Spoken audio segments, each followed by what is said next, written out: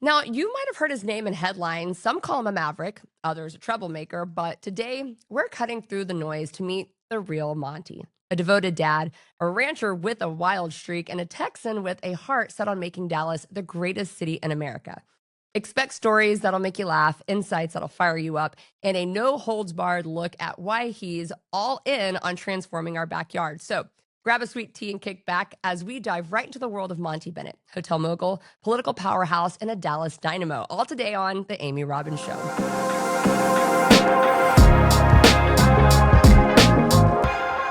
I just don't think people understood how. I mean, we did because we see it on a daily basis. You see it, but like the general population has absolutely no idea how much the information that is fed to them on the big tech search engines or just in general, how manipulated it truly is and how in bed. I just don't think they can wrap their head around why would big tech and big pharma and big government all be in cahoots together? Right. Who's running that? Well, you have to have a kind of a knowledge of the background, and a lot of people don't bother to do that. Why would you, right? Have you heard of Gell-Mann amnesia or the Gell-Mann effect? This is a term that was coined by Michael Crichton years ago, and he talked about the tendency of people to read an article in a publication on a topic that they're very familiar with, and in reading that article, come to the conclusion that the author knows nothing about what they're talking about, completely misinformed.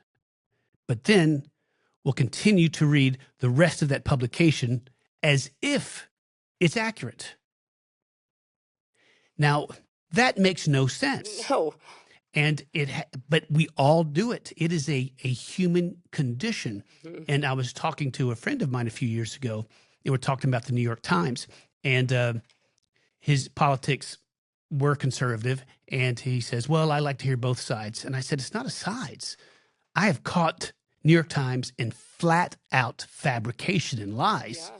And therefore, the only things that I might believe in the New York Times is something that runs against its culture. For example, it's a far left publication.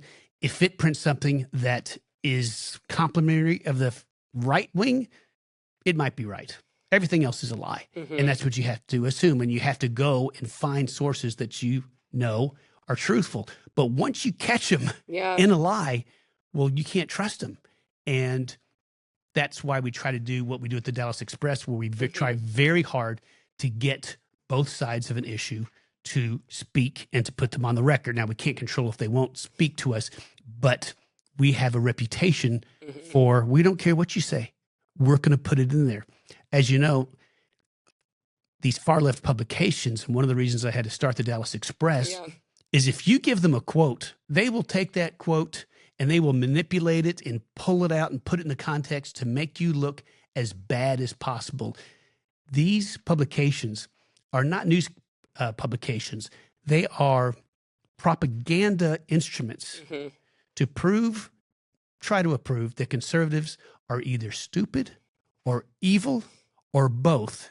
And they do it with the cover of telling you about today's events. Do you remember a time, though, that it wasn't this bad? You know, it's hard to know because you had no other sources. Yeah. So it's hard to know, but it does seem like it's gotten farther and farther left. And not even left. It's just made up, just things that they say they're just flat out lies. And January 6th was part of that. I was there. I was there the whole time. Wait, you were there January 6th. Yes. So was there a time in your life that you really felt like you were being able to make an impact at the federal level? And then Sure. when did that change? Like, tell me about that. Well, it was January 6th, and that was I was up there, and it was a protest. I've been involved in the past in uncovering fraud, and I even put people in jail over fraud here in Texas for voter fraud. So I'm very familiar with it and how it works. And yes, of course, there was widespread fraud. When I say widespread, all they had to do was do it in 6 counties in 6 states. And there was. Very easy to see. So I knew the election was not an honest election. So I went up there to protest. And there was 500,000 people, 1 million. I don't know. It was enormous. You notice you have never heard once in the media how many people were there. Oh, I was about to say you would never think that many people were there. Right. Never once in all the reporting have you ever heard how many people were there. And of course they know. They've got cameras everywhere, right? But they won't tell you. Why not? Because they don't want to show that the rally and Trump is as popular as he is.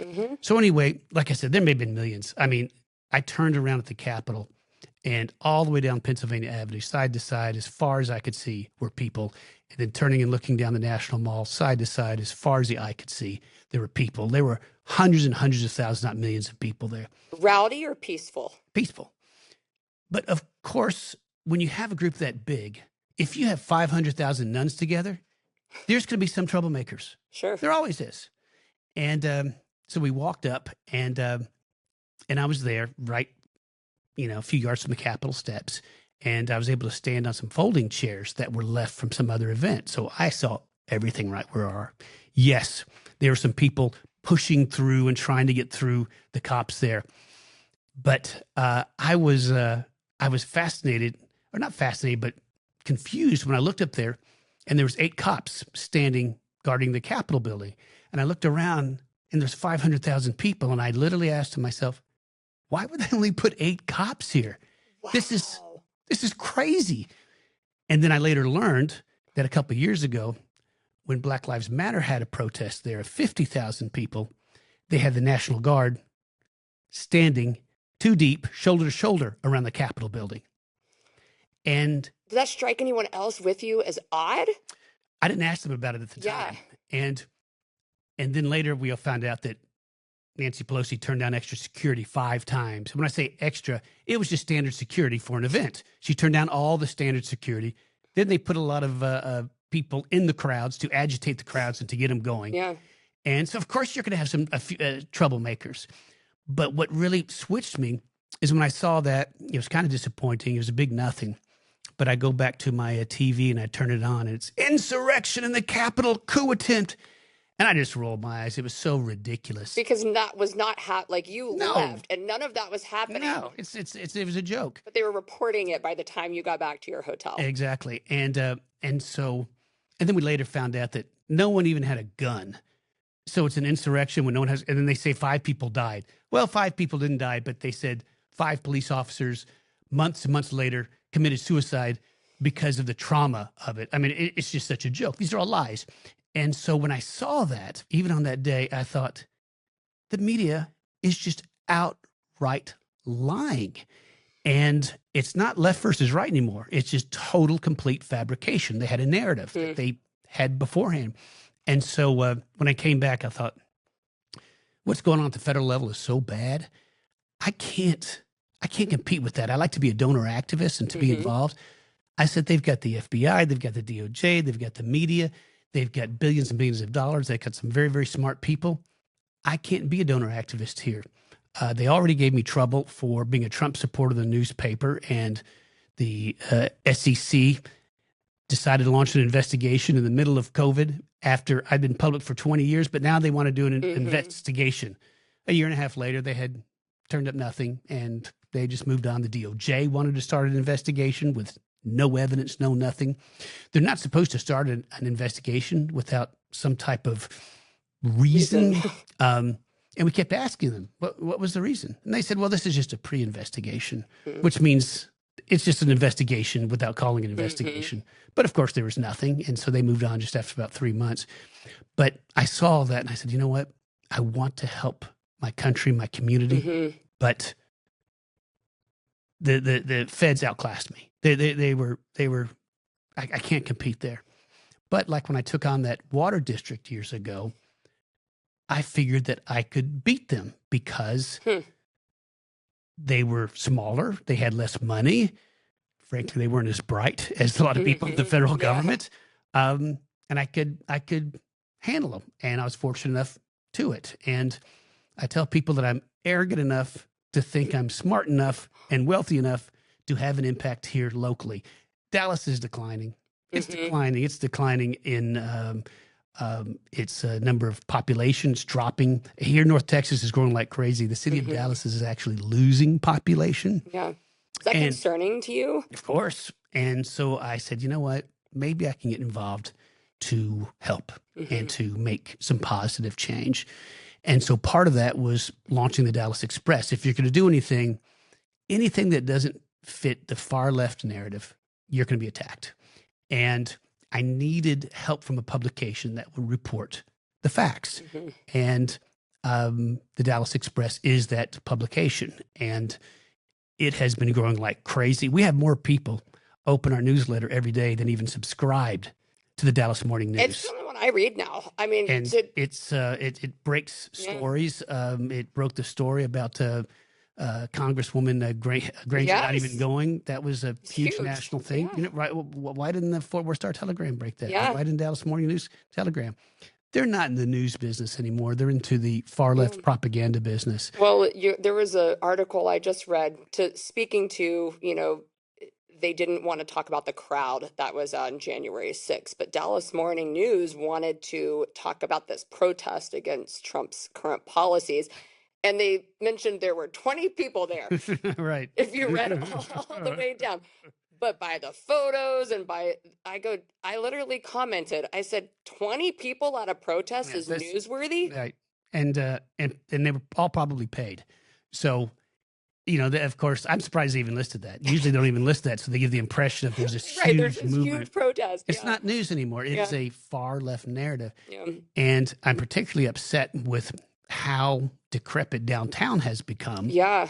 And the Dallas Morning News is the cheerleader in front, leading it into the abyss. And they wring their hands about, oh gosh, what are we going to do about downtown? The answer is very easy. Yeah. And that is take care of the homeless and pressure them out of downtown. But they need help. They need help. And I'm working on a whole initiative to get them help. Yeah. And don't let people come in there and steal everything, because you can't run a restaurant or any retail when everybody steals everything. It's that simple. Yeah. But instead, they wring their hands. Oh, my gosh, what are we going to do about town? We're trying so hard. And I was at a hearing just a few days ago, and Royce West, who's a Democratic senator, he's a great guy. I like Senator West. I've known him for years and years and years. But he said something like, well, we know, downtown Dallas is, trying to hire these police officers to get to, 4,000 or whatever. And I interrupted him. I said, Senator, they're not trying. Yeah. If they were trying, they could do it tomorrow morning. I could do it tomorrow morning. And he then turned around and interrupted me. Monty, I'm running the show here. I said, yes, Senator, you're right. Okay, fine. And it was his time. And again, I like Senator West. He's a nice guy. But the city's not trying. No. They could hire 1,000 police officers, I'm not exaggerating, tomorrow morning. But you know what they won't do? Is they won't pay. You have to pay.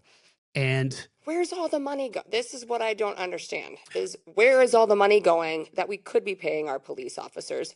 What's happening to it? Well, I'll tell you what's funny is it's hard to know, because they won't even send me the information on where it's going, even though it's required under the Open Records Act. I asked for a copy of their general ledger, which every organization of any kind anywhere keeps. Yeah. This is your accounting. They claim they don't have one.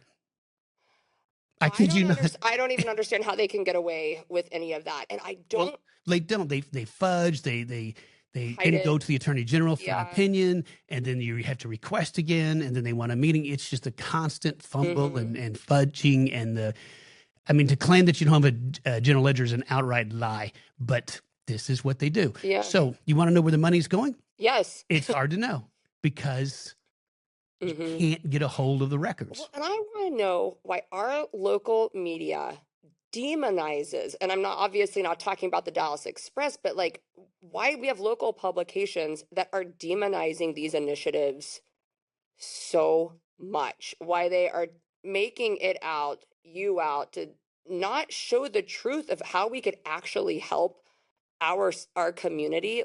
Why are they doing this? Why are they demonizing these initiatives so much? And you and I've known each other for a little while, and know that I'm really trying to help people and try to make our city better. But I got an email from a guy over at the Texas Monthly that was working on some hit piece on me.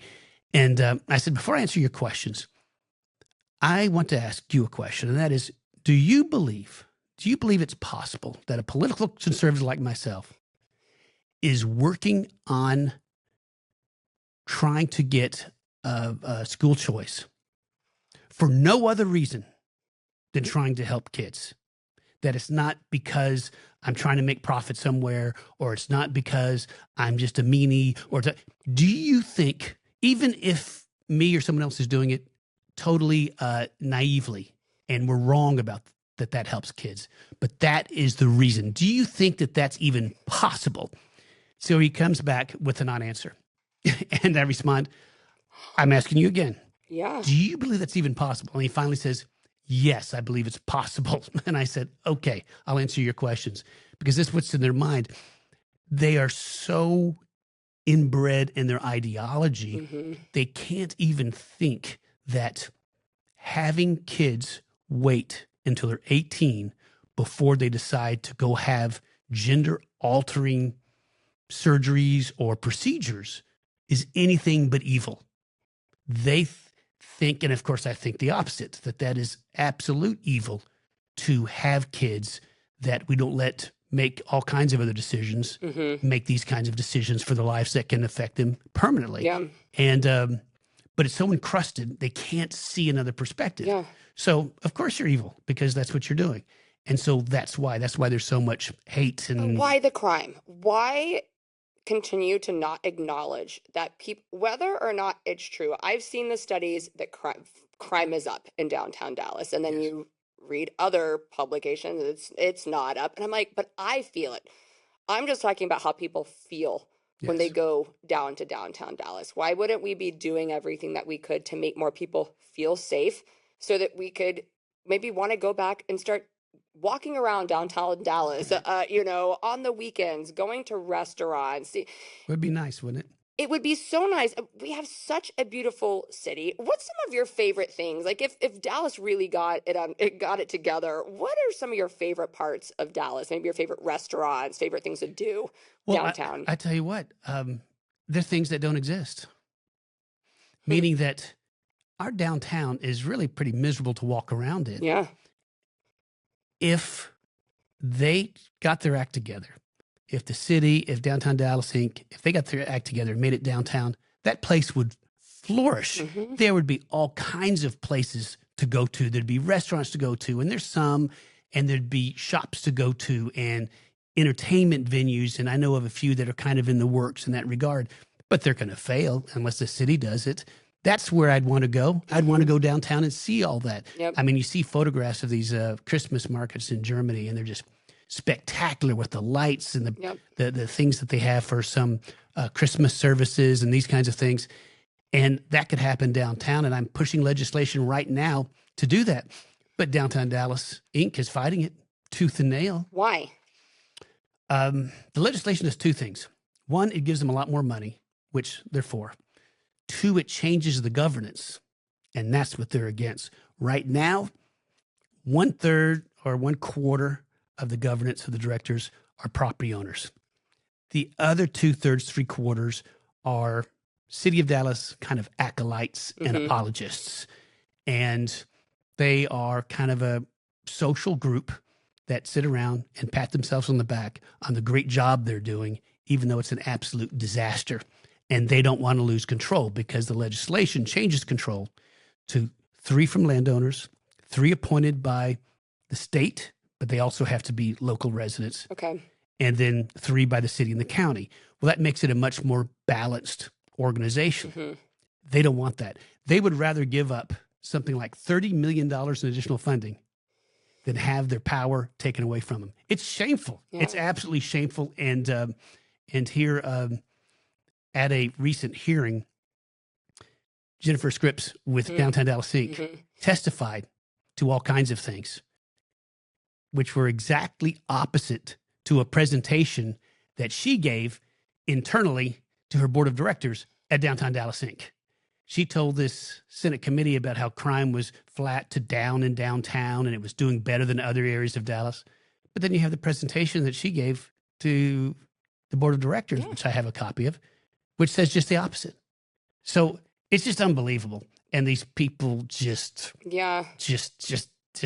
look, she maybe thinks that a new governing board would not keep her around. Yeah. And considering how many times she just flat out lies, I wouldn't blame them.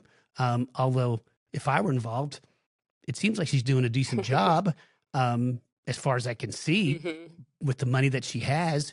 But clearly, it's not getting done. The job is not getting done. Yeah. And there's not a recognition of that the job's just not getting done. For people that enter into politics the way that you are and really trying to make a difference, it doesn't go without a fight. What were some lessons that you learned building your hotel empire that really prepared you for these fights? Dealing with New York private equity and New York hedge funds. Yeah. Because what I found is that a lot of them, not all of them, but a lot of them will lie to your face. And if you ask them a reason for something, will lie to your face about that reason. And will do things and then tell you their different reasons. And so I had to understand that my kind of Southern gentlemanly approach to things was not going to cut it. Because if it wasn't in your agreement with them, you can forget it. And even if it is in your agreement, maybe you get it and maybe you don't. This is the mentality. And so dealing with a lot of the people in the political scene, they're lying to you. The city of Dallas will sit and do what I call the Great Con every year. They will wring their hands in September and saying, we're putting this budget together and we're going to get up to that 4,000 cops. We sure need it. We're going to set money aside to do this, but then they won't raise the pay. And then 6 months later, they wring their hands again and they say, gosh, we tried so hard. We just have a recruiting problem. We're trying so hard. We better spend all that money on all these other little programs that help our buddies and help our friends. And then come September again, this year we're going to get it. We are committed to public safety. And they're liars or grossly incompetent, probably both. But it works. Unfortunately, people believe it. Yeah. And do they believe it or just not enough people paying attention? I don't know. I guess there's a different answer for everyone. Or they believe that whatever person that they elect is going to lie to them about it. I imagine on the city council, you get some that just don't understand that they're being manipulated, and some. I believe it. I've heard some of them say, essentially, or in different contexts, "Oh, well, we're really trying," and I think they really believe it. And then when I say something like, "Well, I could hire 1,000 cops tomorrow morning," it's complicated. They don't have a background that tells them that it is possible what I say. They instead listen to people in the city that are lying to them, and they've got backgrounds where they don't know that something like that's possible, like that. Yeah. The city of Dallas police force very, very rarely will take a transfer from another police force because that helps the police officers rise up more rapidly in the ranks, which I appreciate. But we need 4,000 cops first, then we can worry about other things. So they won't change that policy. So if they won't change that policy, then they have to kind of have more come through the academy. But then they complain about people graduate the academy and they go work for another police force. Of course, because we don't pay as much as them. So what their answer is, well, we need a bigger academy. I mean, this is the crazy logic that they use because they won't just say pay. The city manager herself said that to get to 4,000 cops, it would cost us $174 million more a year. The city's revenues annually is $5 billion. That they just raised, right? That's their annual operating budget revenue number. So they're saying that they can't make room for 3%. That's how much we're talking about to solve the number one problem in the city. Give me a break. You know what? And that's in a year when their total revenues went up by like 10%. It's absurd. You would just think issues like people that want to move to Dallas. I mean, it would be important that you have low property taxes, that you have good schools, That's right, that you have low crime, yes, that you have thriving businesses. What is so bad about those things that they actively fight against that? I mean, if you could wave a magic wand, because I know you're really involved in trying to help the mess that's going on with Dallas schools, because explain kind of where we find ourselves first. But if you could wave a magic wand that would solve some of these problems, what would you do? Oh my gosh. Well, there's be several ones. There's some people in town that are really doing some good things. My friend Todd Williams is doing some good things working within the system. And if you look at Dallas compared to, say, Houston and Fort Worth, it's materially better. Now, those aren't the standard. Those two are terrible. Fort Worth right now is the worst school district. Oh, wow. It's awful, and it's under threat of being taken over by the state because it's so bad. I didn't realize that. They've done some things in Fort Worth, but it's all in Dallas, but it's all the things you would assume, incentivize teachers, right? Have a system where the better their students do, the more pay that they get. Close down schools that don't have enough students to really support them and aggregate them. Just all common sense things, but political bureaucracies move and operate to preserve themselves. And so it's very difficult to make changes because you will have a constituent that doesn't want that change and will come lobby against it. So inertia is huge. You have to go in there with a tough mindset and really hit hard. But it's not just one person. You need more than half the board that way. And you're not getting more than half the board that way because a lot of those board members are these constituents. Yeah. They benefit in some way from the way things are. And they will talk about everything else under the sun except student outcomes. Just listen to a board meeting. Yeah. They'll talk about all kinds of things. They recently, this is 6 months, a year ago, had a big initiative. They wanted to raise the pay of everybody that did any function whatsoever in the in the ISD to X dollars per hour, I forget it was, to be consistent with Joe Biden's initiative to get everybody to a certain wage level. Okay, that's nice. But the primary focus of the ISD should be to educate our kids, and everything is subordinate to that. But they have all these other objectives that are not subordinate to them, are either equal or above. And that's the problem. You have to be laser focused on your objective, and they're just not. What are some of the biggest leadership lessons that you've learned with your own business that have really helped you as you're trying to rally people and move them to accepting or even understanding some of these initiatives? I think you need to speak, boldly, but kindly, and realize that there's going to be a portion that just don't like it and have all kinds of reasons why they don't like it. And just understand that that's just part of the formula and to relax and that you'll bring them around. It just takes a little time. Yeah. And so that's what it takes. When we roll out new initiatives at our company, people don't like this, people don't like that.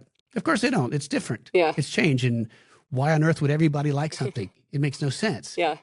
And since it's a change and since it gores their ox a little bit, they're going to complain about it. All right, listen. Do you need to make changes because of what they say? And then modify it and keep going. What happened to our society? Why are people so scared of tough leadership these days? I mean, you dig your heels in, you say, no, this is the direction. I know what's best for us. This is where we're going. It just seems like our society is just scared of tough leadership. Well, I'll tell you what, it's because business leaders like myself stepped away from the public square.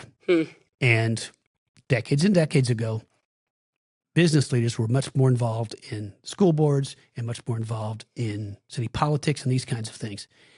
And don't get me wrong, those had their problems as well. But over the past few decades, a lot of business leaders just step away. And these are the tough people, right?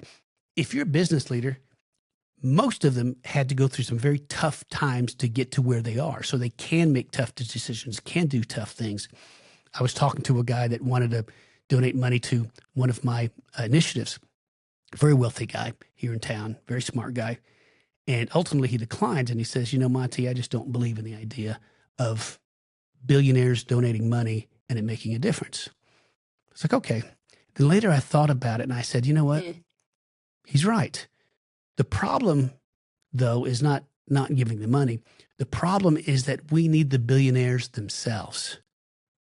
Meaning if this person The reason he's a billionaire is he is a genius. Mm-hmm. If he were on the city council, even though he's one of 14, the whole city's tenor would be different Yeah. because he's an extraordinarily capable individual. But he's not. And he's doing other things. And you know what? In a way, you don't blame him because you catch a lot of flack from the media Mm-hmm. and make it very, very, very difficult for him to do that. Yeah. So when I say billionaires involved, I don't mean billionaires literally. I mean people that are leaders of their community in the business arena. Yeah. And to go in and not use it as your piggy bank. Don't use it as a way to get on the grift train. Yeah. Separate yourself from that and do it as an act of public service. And Well, I think that speaks to you, Monty, because I mean, you're in a service industry where Yes. you're very, very public facing on what you're doing to be involved in Dallas politics. And at some level, I mean, did you calculate the risks of this could affect my business as well? Or did you just, I mean, you're very tough. You're a very courageous, brave person. So maybe it didn't even cross your mind. But what was kind of that thought process for you? well, yes, it was a thought process, Mhm. but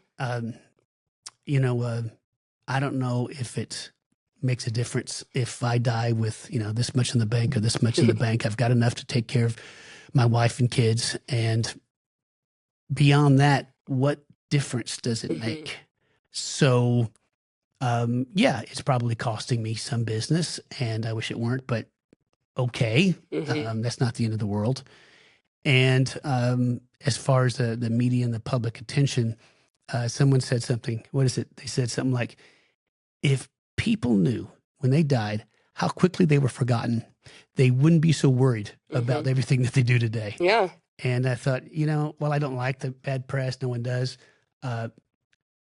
These fabrications, people say, my name is not so valuable that I can't take a few hits trying to help my community, right? And help others, right? Yeah. I can't let people suffer Yeah. because I might look bad while I'm helping them, right? Yeah. I mean, you look at Jesus and on the trail on the Samaritan, and how I'm sorry, not Jesus, but the Good Samaritan. Yeah. How there was someone that was injured, and the Samaritan came and helped, even though it was a Jew, and that doesn't look good if you're a Samaritan helping a Jew. Well, he decided that helping that Jewish person was more important than how he looked.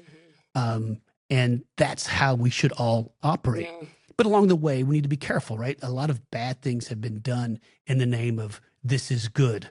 And you have to constantly check yourself and open. Is this really good? Is this really helping people?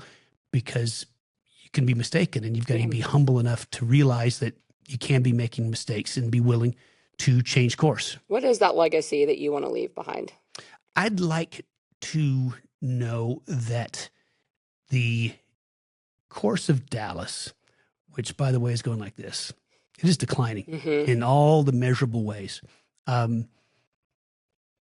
has an inflection point. And I had something to do with that inflection. And that I was one of a certain number of people that helped bring that inflection point about so that Dallas can turn into a much better city. Paint a picture for me. Like, if these things happen, what could we potentially be looking at as Dallas? I mean, as a destination place, as just a beautiful city. Like, paint a picture for what you would like to see it. Everything that you can imagine. It could be, just if this one bill passes that I'm working on, it'll turn downtown into an absolute jewel box. We can have lights, we can have safety, we can have businesses open up downtown. Downtown it has the infrastructure. It will be the place to go to. When it comes a holiday time and you're thinking of what to do, you'll suggest to your husband, let's go downtown. Let's go see the lights. Let's go have dinner. Let's go do this. Let's go to a theater down there. Let's go do things downtown. It'll be spectacular. People wring their hands and they talk about South Dallas and what are we going to do to help South Dallas? I'll tell you what to do to solve South Dallas problem. Solve the crime problem.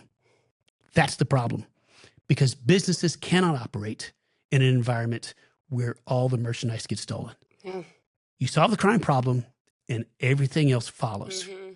But our city won't do it. And I had some guys tell me, Monty, come down to South Dallas and talk to some community leaders. We've got a food desert problem. We need some grocery stores. And I said, look, I'll come if you want. I don't want to come. And they said, well, why not? I said, how many community leaders in Frisco are getting together to solve a food desert problem? 0. You know why? Because there's a market for food and people can open up stores and they can make a profit. In South Dallas, there's a market for food, but you can't open up a store because your inventory will fly off the shelves from theft. So if you solve the crime problem down there, you wouldn't have a food desert. But you want to do all these other types of things of wringing your hands and talking to HEB. And if you do this, solve the crime problem. And if a grocery store doesn't open up, call me and I'll pay personally for a grocery store to open up. But people, for whatever reasons, don't want to pursue the real problem. They tell themselves other stories, like it's because racism or it's because of this. And not that there's not racism. Of course there is. But that's not why there's a food desert in Southern Dallas. Some of these companies are very progressive. And most of them, even if they're not, they care about money more than they want to discriminate against people. Yeah. But you can't open a store. It's very simple. These problems people talk about, I was talking with someone and she said, yeah, there's a lot of these solutions, these problems, are very complex. And I said, no. They're not complex. The solutions are very easy. What's complex is the cuckoo reasons why people won't just follow them. Solving the crime problem in Dallas changes everything. And for $175 million more a year, 3% of the budget, it would be an incredible difference. Yeah. And, but they won't do it. And there's a variety of reasons why they won't that I've learned over time. Yeah. And it's ridiculous. But that's where this activism comes in. And I'm intent on having Dallas be the greatest city in the United States. I want Dallas to be the address that people want to move to and work to in the United States and therefore the world. And it is possible. And that's what I'm dedicated to do. So it's a great goal. What role, because I've heard you talk about your faith on other podcasts, what role does your faith and your family play in helping you achieve these goals? Well, my family right there, my support, and I want a better future for them. And my faith, because it's what God calls us to do. It calls us to help our communities and to be engaged, not jam religion down people's throats, but lead in a way that Christ leads us, tells us to lead, and that is with humility, but with purpose and focus, and not to be deterred and not to be so concerned about what someone might say about you, or if something happens and someone gets mad at you, as long as you're saying things in love, which I could do a better job of. But my faith is very important to help me focus in all that. Otherwise, I'd be like, well, what do I care? Sure. I'll just take my money and go buy an island somewhere and and live there. But we owe it to our fellow human beings to let them grow up in a place that's not riddled with crime, to them to be able to get an education so they can escape. There's 70,000 students in F-rated schools in DISD as I sit here and speak to you. And that was with the old ratings before the new ratings came out, which are tougher. I can only imagine what the number is now. These poor kids don't have a chance. They don't have a chance. Yet we do the same things over and over and over and over again, expecting different results. And people ask me about school choice, and I'm for it. And some people say it's going to bring about a disaster, and it's going to bring about this and that, the other. And I say, you know what? Look, maybe you're right.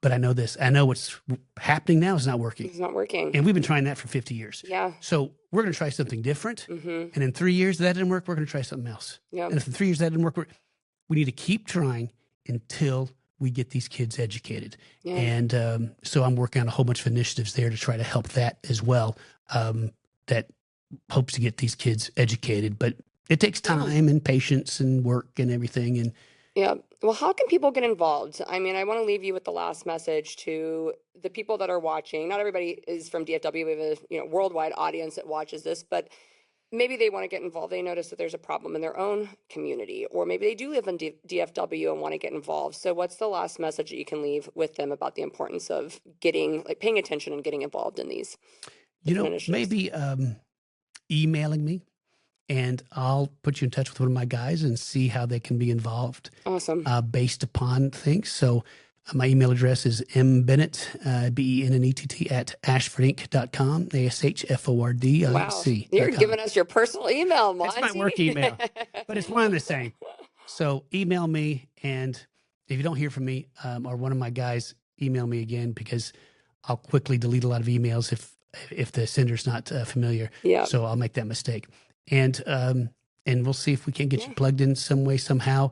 Maybe you can write some articles for the Dallas Express. Yeah. Maybe they could attend some rallies. Maybe they know somebody they could connect with.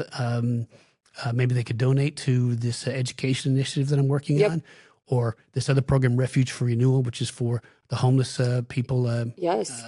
The facility that we're working with the city on and county, and got some great cooperation from them. So as much as I abuse our city, they get credits. They're working with us very diligently on this Refuge for Renewal project to take care of our homeless. And what if people want to support just you as a businessman? I mean, we have a lot of people that do want to continue to support people that are out there that are forward facing and not backing down on their conservative beliefs. So how can they support the business side of what you do?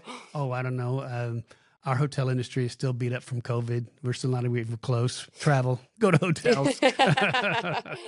You can see a list of them on their website. So we'll put. Hey, I've been wanting to. You guys still have the Ritz in what is it? It's not Turks and Caicos. There's one in St. Thomas. St. Thomas, yes. Yeah. Is that back to being the Ritz again? It always was a Ritz, and it's the Ritz, and then we also own the Ritz-Carlton Reserve in Puerto Rico, which is beautiful. Well, I checked the one out in St. Thomas, but right after the hurricane hit. And it was closed for a while. It was hit really hard, and now I'm like, now I want to go back and actually experience it. Oh, you should. It's fantastic. Wonderful. Well, definitely, everyone, please go and support Monty. Check out his websites. We're going to drop that in the show notes below. Monty, thank you for all of this. I didn't even get to dive into all the stuff I wanted to ask you about on your I mean, you are just such a valuable businessman, and we could learn so much from you. So I hope you come back on the show. Would love to. Another time. But thank you. This is so important on just why people need to pay attention to what's going on locally and in their own backyard. So we may not feel like we're making a big difference at the federal level, but you can absolutely make a difference at the local level. Amen. So thank you, Amy. Yes. Thanks for having me. Absolutely. And you guys can catch the entire episode on Play TV at the Amy Robbins.